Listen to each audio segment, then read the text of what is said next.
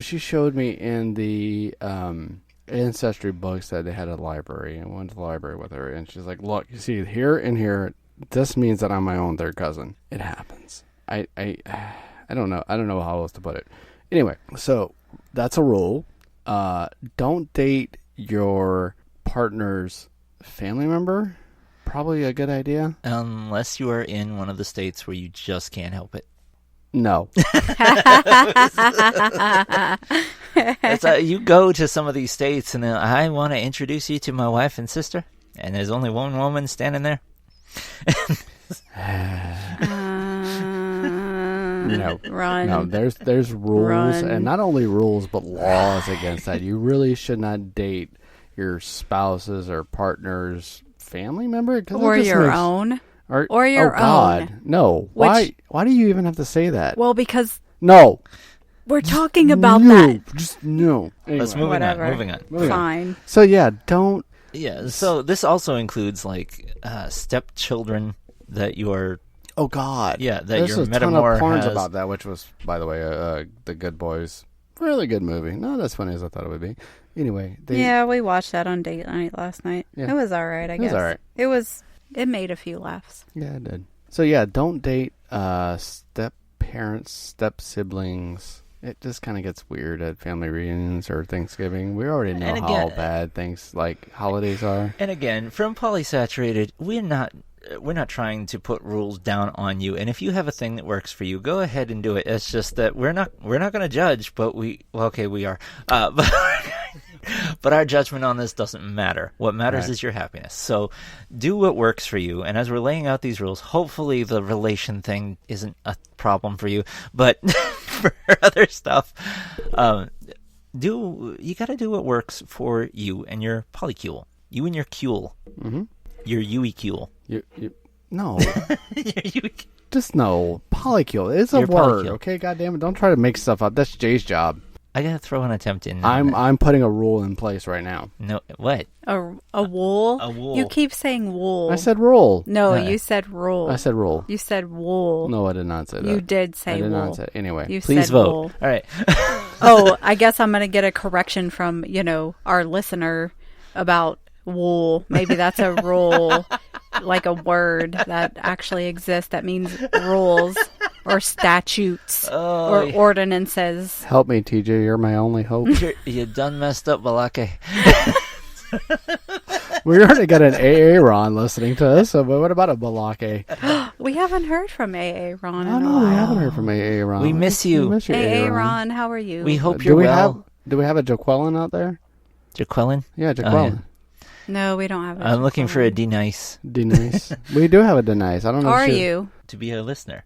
Oh, okay. Right. Oh. We do have a Denise, but I don't know if she listens to us. So, So rules made to be broken. Not Oh my great God. for polycule. would you stop saying that? Oh, God. We're going to lose like 18,000 listeners. We are. We We're only trying to- have 8 listeners, so Oh, wow. we Yeah, lose that's true. 18,000. Okay. How did we get... So we have like a list. Well, I have a list because, We're I 42 minutes finally in. have started back to a little bit of normalcy. So we already covered no anal. Anal's okay. I'm sorry. Anal's okay, but no kissing on the lips. Is this at the beginning of the date, or... You start Is your that dates the with end anal? of the first date? I mean, hey, whatever floats your boat, flips your Twinkie. That's what Flex your bean,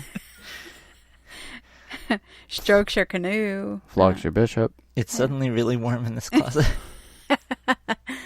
Anyway, not dating your spouse's cousins or their children.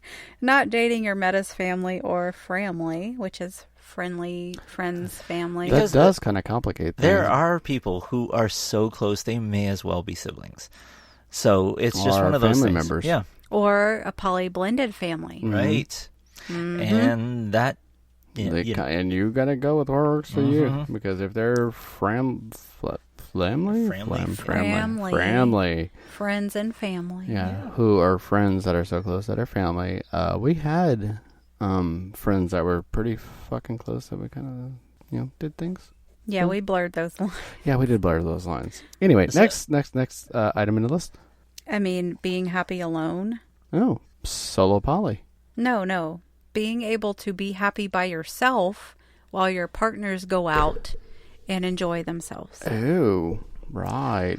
I had a very relaxing night last night because Zan and Jay were on date night. Did you injure yourself again? No, I was still recovering from old injuries, but that was just it. I got to sit still and I got to just be, and it was fun. I had a wonderful time just sitting there playing on my phone, and I was very happy because I was happy for the two of you, and I was just happy being in my own space for a bit, and I was enjoying the fire in the hearth, and everything was cool, and I had a wonderful night. Yeah, and I drank a lot. We had a wonderful night, too. We did. Yeah. And so that's the thing, that if you're going to be by yourself, you need to figure out how to do things on your own. So being okay by yourself is okay. Catch up on all those things that you can't do because you're just too busy. Go out with a friend. Oh yeah. Absolutely. Yeah. There's no point. I mean, if you're craving solitude, get solitude. If you're craving company, go get some company. Because that's a benefit of poly. Find a friend that doesn't have plans that night. What about a friend with benefits? That would also be a thing. But, I mean, that would be up to your rules. Yes. And, I would totally check in with your group because you should communicate. Mm-hmm. Take a step. But hey, yeah, if your partner's on date night, then there's no reason why it shouldn't also be a date night for you. But it all depends on the deal you have, because your deal is your deal. When it was the four of us, that ended up happening a lot. Mm-hmm. It was some of us would, two of us would be out on a date, the other two would be out on a date. It worked out great. Yeah. Yep. But now it works out great too because two of us are out on a date and the other one actually has time to work on stuff that they've been wanting to work on. Mm-hmm. Exactly. Or do more work that they've neglected. Yeah. Why? Don't give me that look. Or just hang out with the kids, or hang out with the pets, or exactly. We watched do the whatever movie. you want to do, or just veg, which is something I had wanted to do. Which, while y'all were on date night, me and the kids watched the movie. Mm-hmm. Right. Crow and I went on date night the previous night, and Zan was with the kids, and they watched a movie and had popcorn and all kind of stuff. So, I guess I had on there loyalty versus fidelity. Oh, see there. Oh, what do you have there? There you go, because that brings up a wonderful point, because it's one of those things, and we've mentioned this on other shows. Jay is faithful to both of us. Mm-hmm. And so it's one of those things where that's one of the first building blocks of polyamory is, you can be faithful to more than one person at the same time. So she's both loyal and fidelitous, but you can be loyal to more than one person and be poly. And that's almost the essence of being poly, is being able to continue to date, to find other attachments, either friendship or romantic or whatever, and still be loyal to your people and your family and your group and your polycule. Is that what you were talking about? Yeah.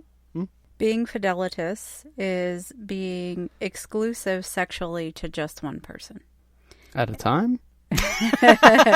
And being loyal is supporting and being honest to another person. So if you're being completely loyal, that kind of encompasses the rules of being communicative honestly and listening to your partner both in and out of the bedroom, while being fidelitous is just basically only agreeing to be sexually active with one person. And polyfidelitous polyfidelitous, which is only being sexually active with these agreed upon people. Anyway, that's... was that the end of the list? Yeah, that's... Okay. We have reached the end of the list. That was a short Oh, list. actually, no. Oh, There's, of course there are. rules that we have and discarded. Well, rules that we have had and discarded, and rules that we've had and have dated. It's a wonderful thing if your relationship starts off with rules, and everybody's obeying the rules, and then you kind of grow past it. So you don't need that rule anymore because you no longer feel the insecurity that prompted the need for the rule in the first place. And that's the thing, when you're getting into the polity. When you're getting into poly, It's a jolly holiday with Mary. Okay, go ahead. can't take him anywhere. We can take him everywhere. I'm actually far less funny than Zan makes me out to be because most of my horrible jokes end up on the cutting room floor. That's not true. That's not true. Not only is it not true, but your jokes typically I don't know where I was going with that. Anyway, when you're starting off in poly, sometimes rules can be okay. Yep. Because you don't know what to expect. You don't know what's going to happen. You don't know. It's like, hey, look, but there's a way to do it. That fear creates a lot of insecurity, and those rules can really help be an assurance. Oh, yeah. And that's the thing that you kind of got to be, you have to, like for me, I am amazing when it comes to change, right? Right. So by that laughter, you should know I'm not. Like it's so rules can be okay if you just want to slowly, work into poly, and that's fine. If whatever works for you, we always say this. If it works for you and your partner are partners, then it works. Right. And you have to start somewhere. You have to start somewhere. So don't let other people knock you down and discredit you, but do try to learn from their experience. Everybody was at the beginning at some point in their endeavors on the polyamorous roller coaster. Which is why we have this podcast. Yeah. Now the flip side of that equation is a horrible thing. And that is, if you have to abandon rules because they are so bent, broken, ignored, overlapped, overstepped, done away with, snuck around, any of those things, so you abandon the rule not because you're okay without it, or you realize everybody's secure without it, or you realize you don't need it because nobody's going to do the thing that makes you scared in the first place, or you're no longer scared of that thing. Instead of all that, somebody's just not listening to you. Right. Not respecting different. you. I'm sorry, you said something? It's about respect. Right. Respecting each other's boundaries, respecting each other's personal desires and wants and direction for where they see you going. And, it's a big thing that you all be on the same page. But yeah, that's the key thing, is being on the same page. Even if you have rules, and rules are okay. Even if your rule is that you're not allowed to kiss the left cheek on the, new moon of every February, well then, and you all agree and you can all adhere to that, well then that's great. You do that. There has to be a certain amount of give and take. Oh yeah, there absolutely has to be. It's like if somebody comes close to breaking a rule, figure out what the situation is. Don't just go in saying oh, well, you came close to breaking this rule. It's off now. It's like, well, why? Why did it come close to breaking this rule? Why do we need this rule in the first place? Start questioning yourself, your partners, your everything as to why you needed this rule in the first place. The intentions of everyone involved. Right. Exactly. If you find yourself to be the rule maker and you're always coming out with something that okay, you don't do this. Okay, nobody does this. We can do everything but that. And how about not this on this time under these circumstances? It's a great chance for a little self-examination.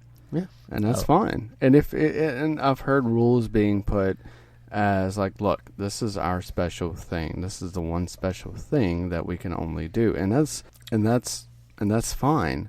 However, Crow mentioned this in the last episode. What if that other partner wants to do the same thing or wants to make the same rule? Then you got to figure out how to work that into your polycule. It's that simple. Or wants to turn it back. In other words, the new person with one of your partners decides they would like a rule that they have something special just for them. It's compromise. Never in the world will you ever find yourself in a situation where you crave that thing when somebody suddenly makes a rule against it. Don't push the red button. Oh, look, it's a red button. Don't push it. Don't. I wasn't even thinking about the red button until you said something. Thanks. Why'd you have to say it? Now I want to push the red button. Right. So, anyway, but that's what pretty much it comes down to, is the fact that, if you have to make rules for yourself, okay, but please just examine why you have those rules in the first place, or why you need those rules, why those rules are important to you. And that's fine. Again, we can go to fluid bonding rules, which